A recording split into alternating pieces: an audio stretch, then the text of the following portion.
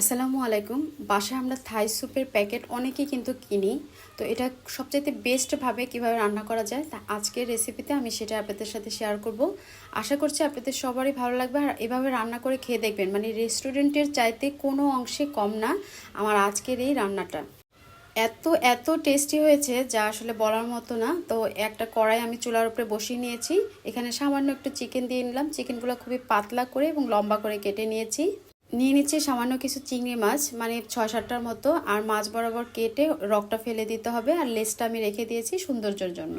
এখানে আমি একটা ডিমের কুসুমটা নিয়েছি, সাদা অংশটা নিইনি। সাদা অংশটা দিলে কেমন ছাড়া ছাড়া দেখা যায়, ওটা ভালো লাগে না। আর থাই স্যুপের ভিতরে এটা কিন্তু যায়ও না। তারপর নিয়ে নিচ্ছি সামান্য আদা আর রসুন বাটা।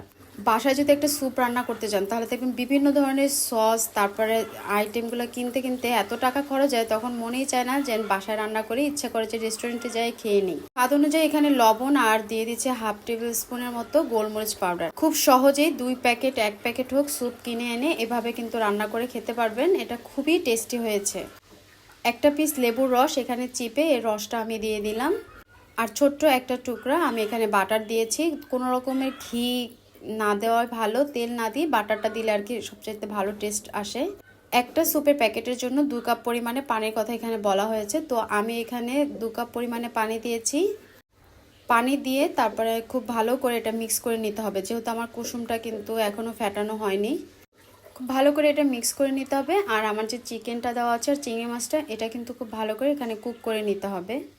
সাধারণত আমরা যখন স্যুপের প্যাকেটগুলো কিনি তখন কিন্তু জাস্ট চুলার উপরে গরম পানি দিয়ে এভাবে খেয়ে নিই।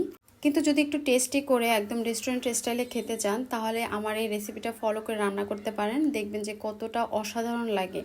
দিয়ে দিচ্ছি half table spoon soya sauce. তারপর খুব ভালো করে এটা বয়ল করে নিয়েছি। দেখতে পাচ্ছেন আমার চিংড়ি মাছগুলো সেদ্ধ হয়ে গেছে আর চিকেনটাও এর ভিতরে সেদ্ধ হয়ে গেছে। আমি এখানে 2 কাপ পানি দিয়েছিলাম, সেটা কিন্তু টেনে 1 কাপে হয়ে গেছে। তো বাকি পানিগুলো এখানে অ্যাড করে দিলাম। আর পানিটা দেওয়ার পরে আমি চুলাটা অফ করে নিলাম। এক্ষেত্রে স্যুপের প্যাকেটের ভিতরে যে স্যুপগুলো আমার আছে সেটা প্রচণ্ড গরম পানিতে দিলে কিন্তু তলা পেকে যেতে পারে, সেজন্য নিয়ে নিচ্ছি থাই পাতা। আর এই থাই পাতাগুলো কিন্তু সুপার শপে কিনতে পাওয়া যায়। একটু থেতো করে দিলে এর সুঘ্রাণটা একেবারে ছড়িয়ে যাবে। দিয়ে দিচ্ছি 3 পিস লেবু পাতা আর 2-3টার মতো কাঁচামরিচ একদম ছোট ছোট করে কেটে দিয়ে দিলাম। এখন যে স্যুপের প্যাকেটটা দেখিয়েছি এই প্যাকেটটা এখানে আমি ঢেলে দিব।